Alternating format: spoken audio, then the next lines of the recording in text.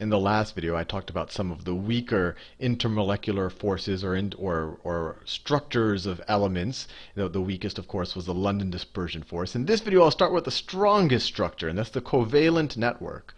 So if you have a covalent network crystal, and let me actually define the word crystal.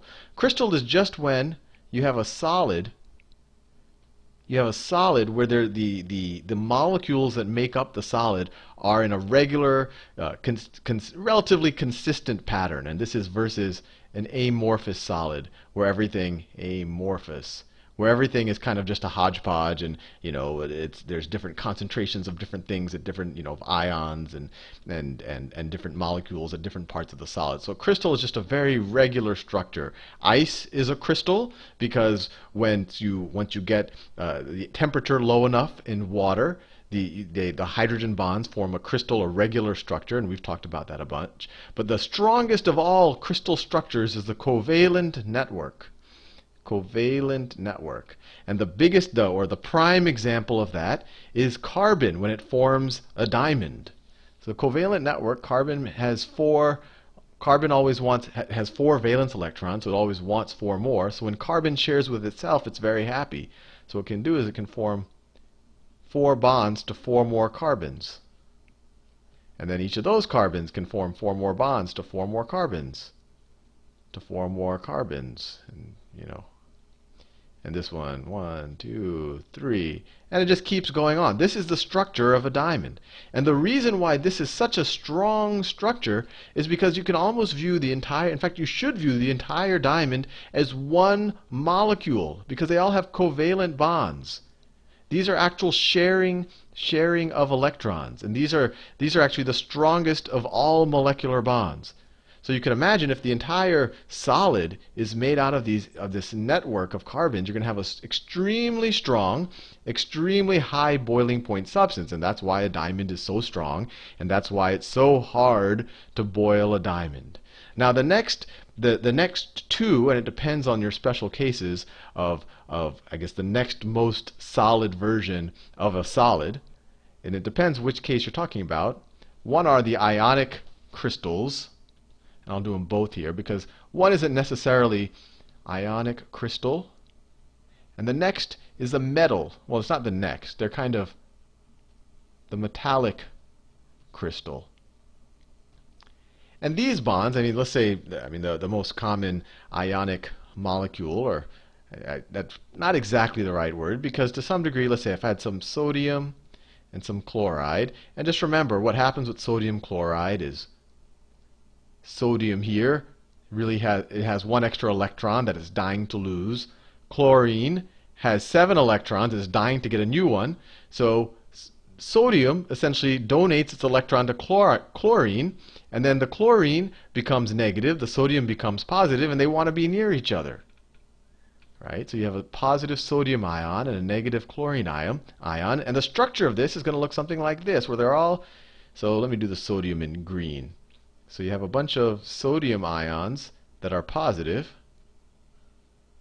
and then you have a bunch of chlorine ions that are maybe, this isn't the exact way that they actually are, but I think you get the idea that one atom is positive and one atom is negative, so they really want to be close to each other. And so this is a pretty strong bond, and it has not a very high boiling point. It can have a pretty high boiling point, and this type of structure is actually quite brittle. So if you take some dry table salt, not dissolved in water, if you kind of slam it if you have a big block of it, you slam it with a hammer, you'll see that you'll get like a big slice of it will just fall off, right? Because you're essentially just cutting it along one of these lines really fast. And that's the interesting thing. Whenever you do something on a macro scale, like cut something, you really fundamentally are breaking atomic bonds. So the strength of the atomic bonds really do tell you about how hard or strong something is.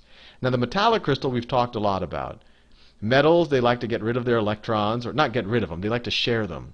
So what happens is, let's say the case of iron, you have a bunch of iron atoms.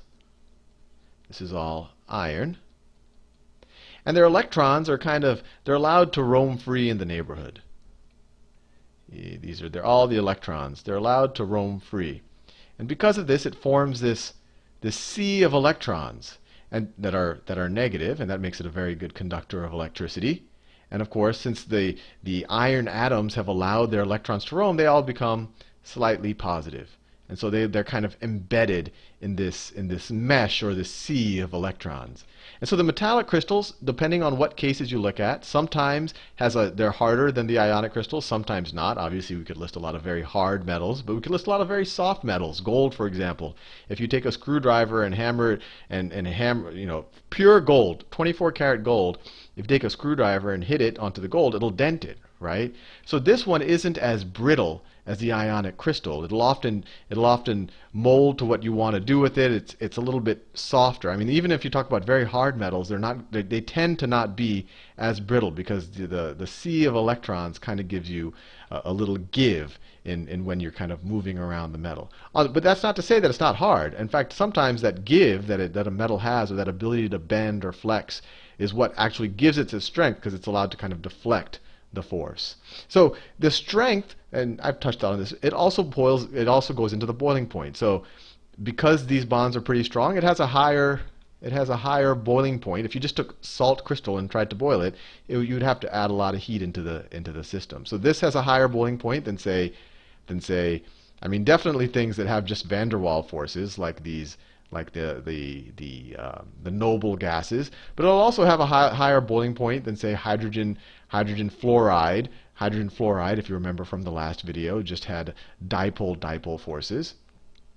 But what's interesting about this is they have a very high boiling point unless they're dissolved in water. So these are very hard, high boiling point, but the ionic crystals can actually be dissolved in water. And when they are dissolved in water, they form ionic dipole bonds. What does that mean? Ionic dipole. Ionic dipole. Or ionic polar bonds. Ionic dipole or polar bonds. And this is a situation where the sodium, and this is actually why it dissolves in water, because a water molecule, we've gone over this tons of times, it has a negative end because oxygen is hoarding the electrons, and then the hydrogen ends are positive because the electron's pretty stripped of it.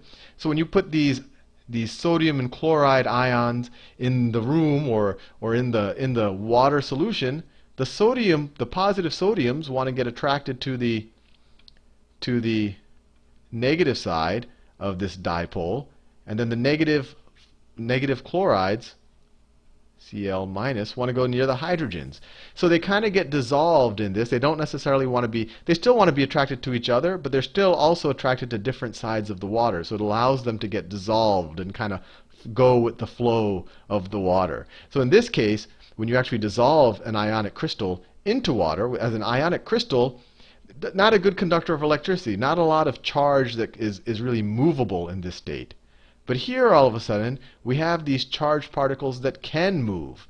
And because they can move, all of a sudden when you put salt, sodium chloride, in water, that does become conductive. So anyway, I wanted you to be at least exposed to all of these different forms of matter. And now you should at least get a sense when you look at something, and you should at least be able to give a pretty good guess at how likely it is to have a high boiling point, a low boiling point, or is it strong or not. And the general I guess way to look at it is just how strong are the intermolecular bonds. Obviously, if the entire structure is all one molecule, it's going to be super duper strong. And on the other hand, if you're just talking about, let's say neon, a bunch of neon molecules, and all they have are the London dispersion forces, this thing's going to have ultra weak bonds. So a gas is almost its most natural state. I mean, if you get super, super cold, you might be able to get it to a fluid. And then everything in between. Anyway, hope you found that useful.